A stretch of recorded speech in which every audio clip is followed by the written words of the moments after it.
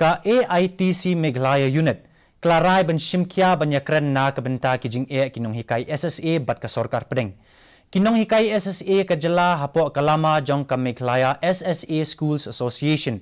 Kilayay beteng ya kajing yasong kalan mungor ka baklembo por ha kajaka sange kali jong ka Additional Secretariat Shillong. Vice President ka AITC uba George Lingdo. Ulakeno ba kadon kajing deko hapo katanat jong ka sorkar jela. Laban pen kemau bah nin kasngi katanat education kala pentip sya kinong hikai ke SSA ba kadaw kajing slam ban pelat ya ketulop kadai na kadaw kajing ban pelat ya ke mangpisa da ka State Finance Department. Bat halor kini kinong hikai ke SSA kila dawa ban pelat ya ketulop haduk san benai.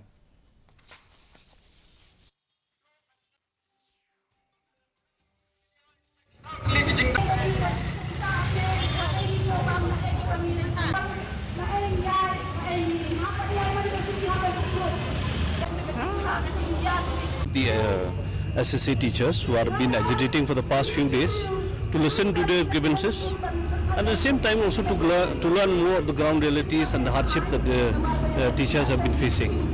And after listening to the functionaries of their association, what is very hurtful to learn is that the government has been trying to give them very flimsy reasons and pushing them from one table to the other in order to get their rights.